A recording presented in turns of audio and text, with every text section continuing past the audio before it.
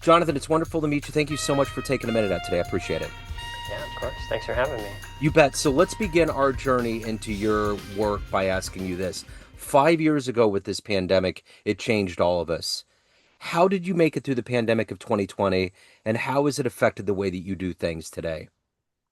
Ooh, the, I was thinking less about the pandemic and more about all of the wild things that were kind of happening with my health and my cancer journey at that period of time. Um, it kind of is funny because the last birthday party I kind of had was right before all of the lockdowns started happening.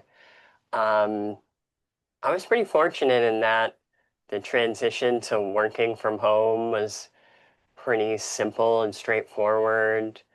Um, my wife was here, my now wife, and we got along fine.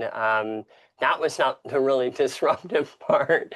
The really disruptive part was trying to figure out what was happening with um, my health journey, and um, I ended up being in Seattle a lot for various types of treatment and surgery.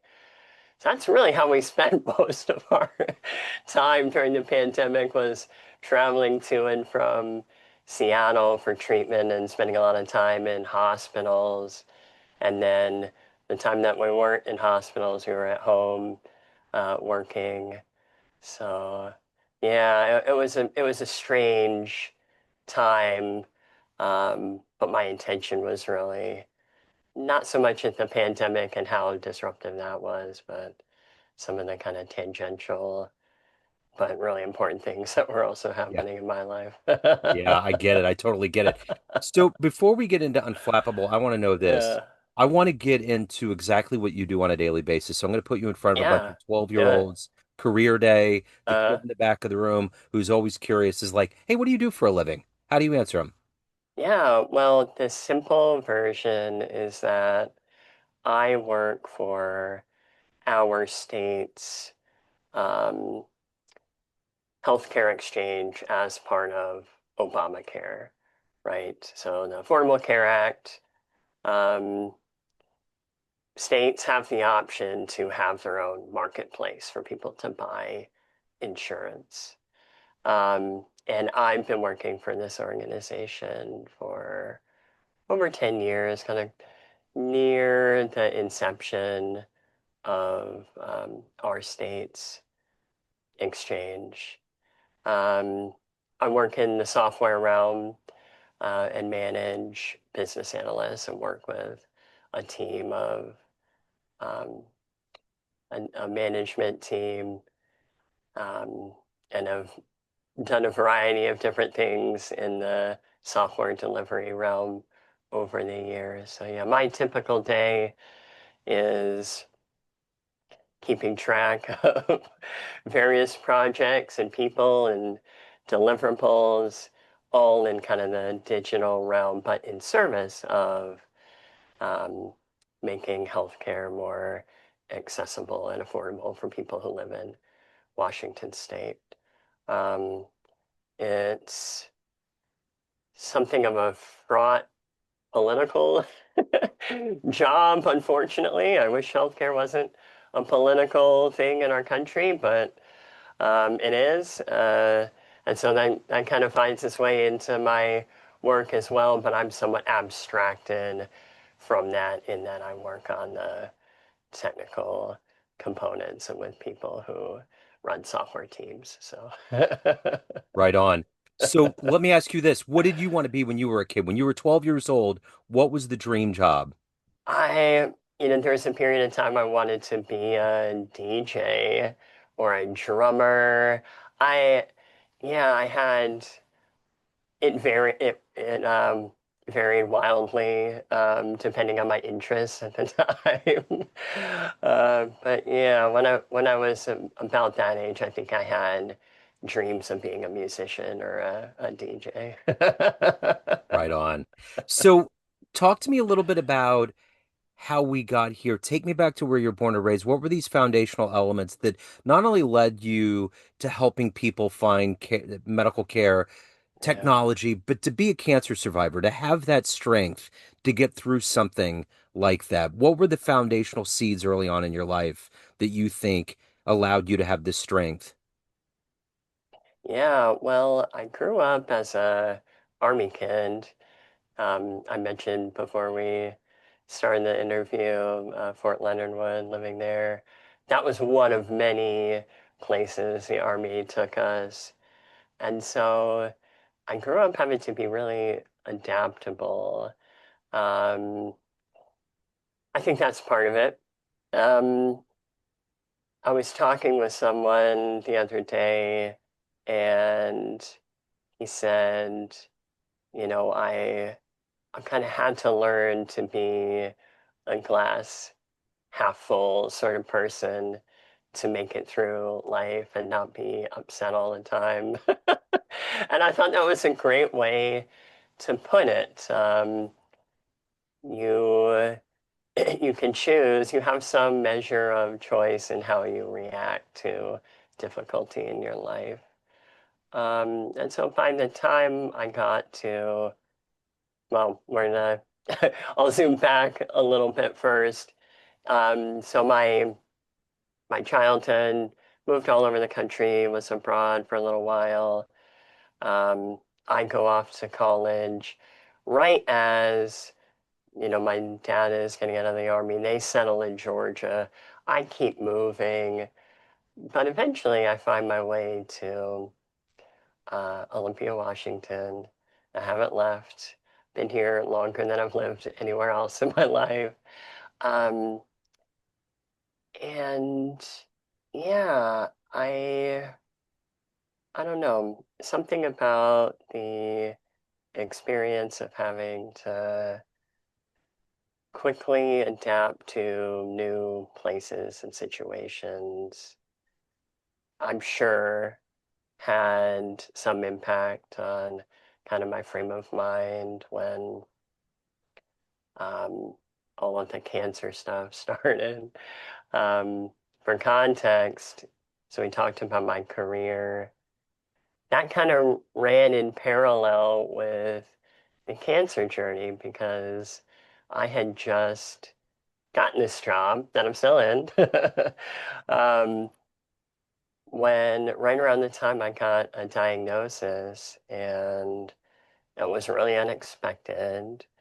I found out I had a super rare sinonasal cancer, which was like, what? Nose cancer? That's a thing? I had never heard of anyone with such a thing, let alone a super rare kind. Um, and so I was kind of eyes wide open in that moment, and I remember it and describe it um, in the book, but I had this moment where I'm like, well, 30-ish years, all right, I've had some fun. This could be it. I'm not mad about it. Let's do what we can, and this will go one of two ways. So I'm trying to.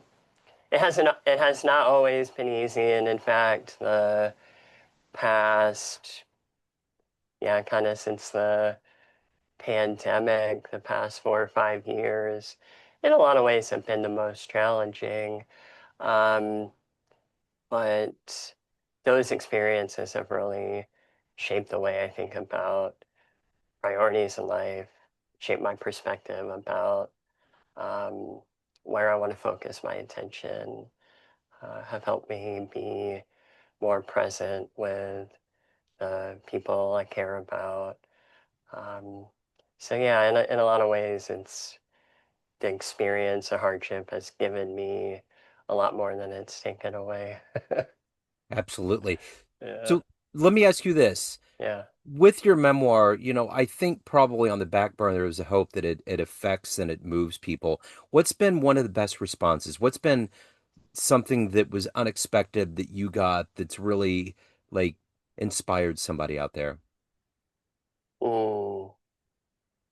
Well, one of the one of the characters in this story is someone who is really dear to my heart, my surgeon, um, who I'm in this strange position now where head neck vascular microsurgeon is basically my primary care doctor. It's pretty funny. But she is such a lovely person, and her staff um, all read advance copies of the book and had such thoughtful things to say. There was a lot of mention of tears, but they talked about how reading the story and the way that I tell it helped them help reinforce kind of their understanding of why they do the work that they do. Um, and I'm that was just really heartwarming to feel like I had given them a gift, a thank you. I wanted to showcase some of the really important people in my life, or, I mean, this story wouldn't exist without them, right? So knowing that I had done justice to their characters and um, told the story in a compelling way that really made people feel emotional, like they emotionally reacted to it in a good way. That meant a lot to me. Um, I've read a fair number of memoirs over the years. Michelle Zauner is maybe far and away one of the most memorable ones in my mind. And there's not a lot of books that make me feel emotional, make me cry.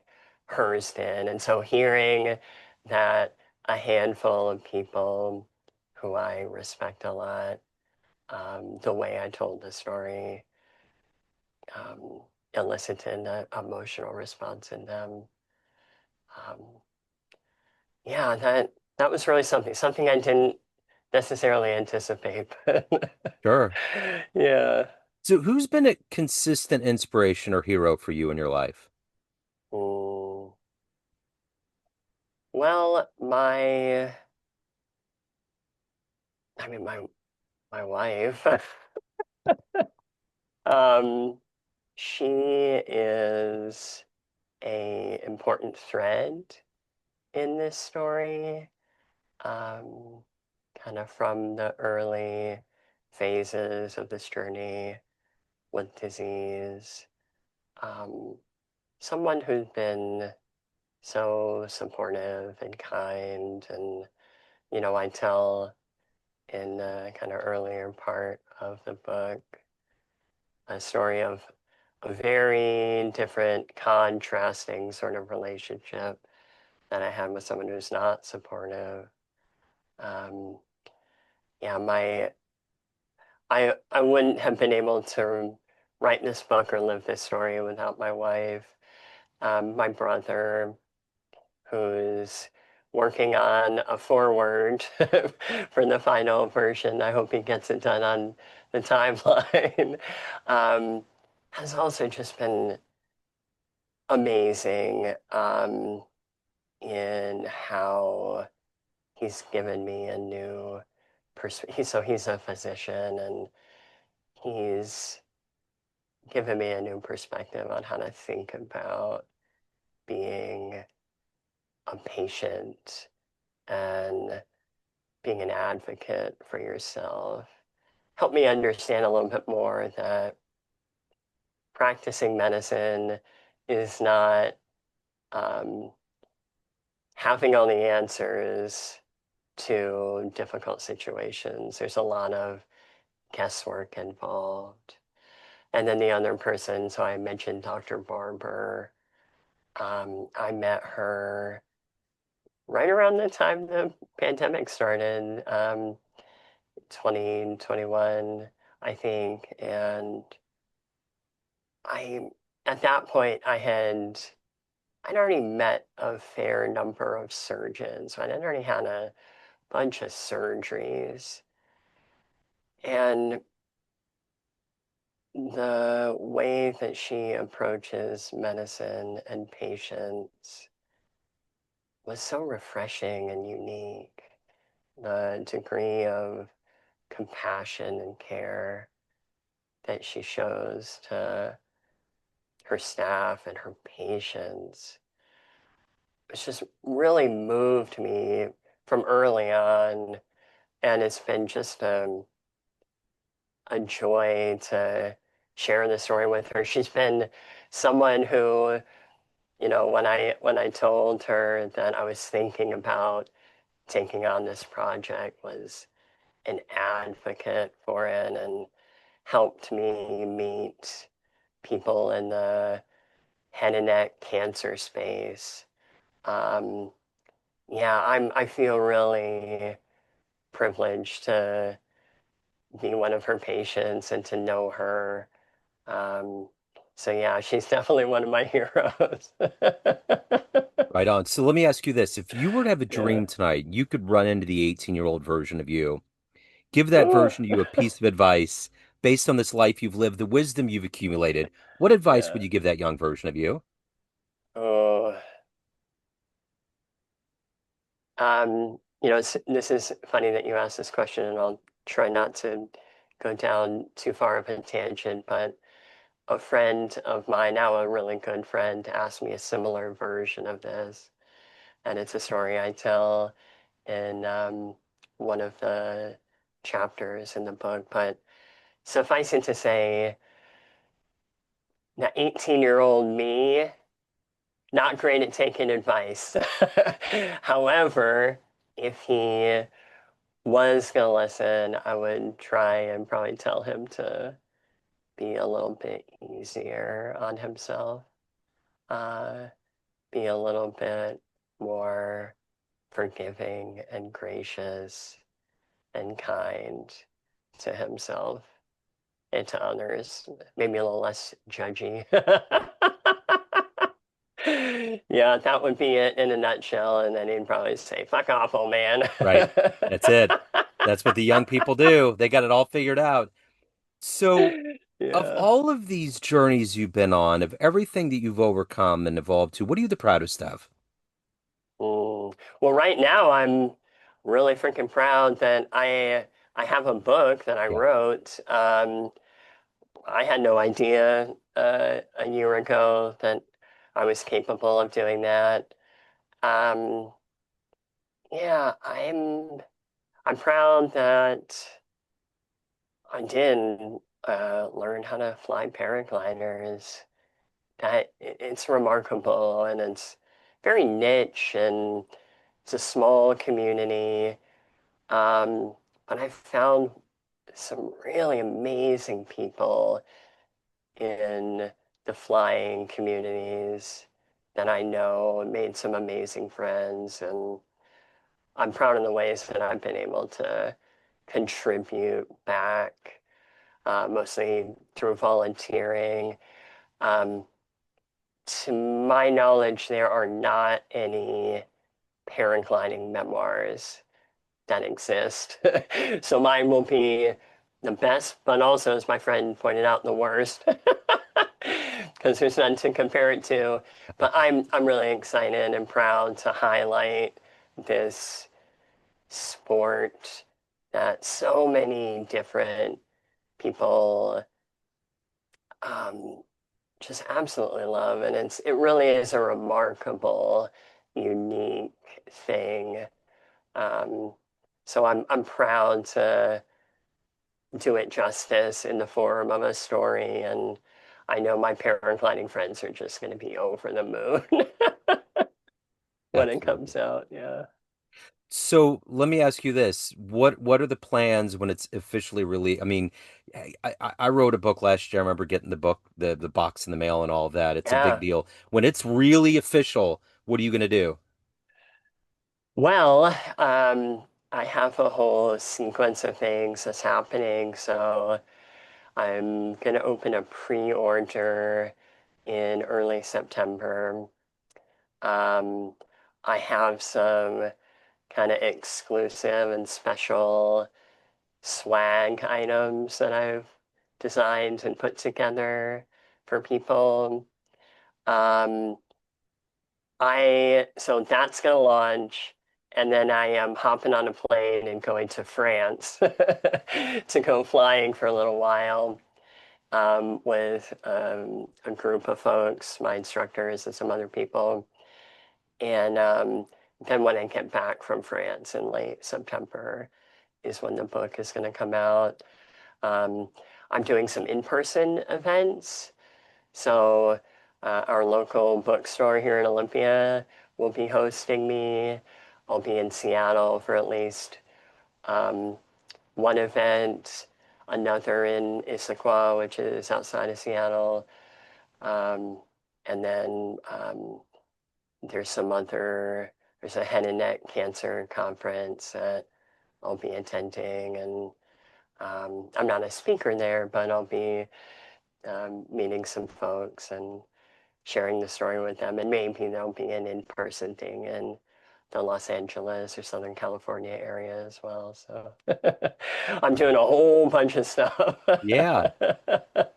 So let me ask you this. Yeah, Everyone has a perception of you, family, friends, everyone that you work with, everyone that yeah. knows you in a personal and professional sense, but you run the show. What's your perception of you? Who do you think you are? Oh, you know, I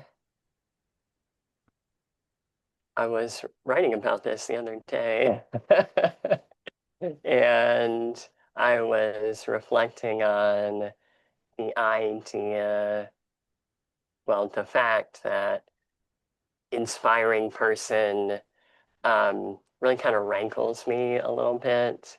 It's not a way I like to describe myself. It feels a little bit too close to self-help guru or motivational speaker.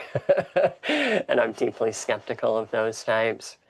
I can probably thank my super evangelical upbringing for my skepticism there. Um, I'm someone who loves to learn. I love to do things and build things. I'm a deeply DIY type, and that extends all the way to like all of the work I've done on this house. Um, Writing a book was an exercise in learning how to write a book. um, I like to think that I'm humorous and someone who doesn't really take things too seriously most of the time, who understands that life is really short and tries to live in a manner that I'm making the best of the time that I have, knowing that 4,000 weeks may not be in the cards for me, and I'm very much at peace with that. Um, I'm someone who has been kind of confronted with the brevity and fragility of life and learned from that how useful of an exercise it is to consider that your life is short, to know that it has an end and there's no escaping that, and to really reckon with that and do that before you're, you know, in hospice or in a nursing home. And a lot of people wait until that moment to really reckon with these things. Um, so yeah, I like to think that I'm someone who likes to think and learn and play and have fun and fly and share those things with other people. So there you have it. I love it. I love it. So if anyone wants to buy the book, pre-order any of the good business, anything else in your world, where's the best place to go? Yeah, so people should follow me on Substack, unflappable.blog.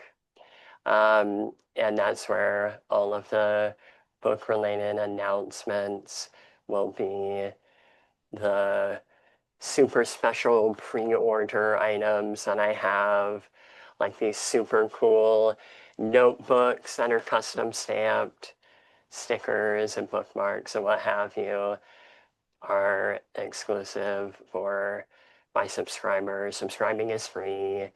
Um, yeah, I encourage folks to come over there and you can read other things that I've written, including an essay that is adapted from a chapter that was in the original manuscript of the book.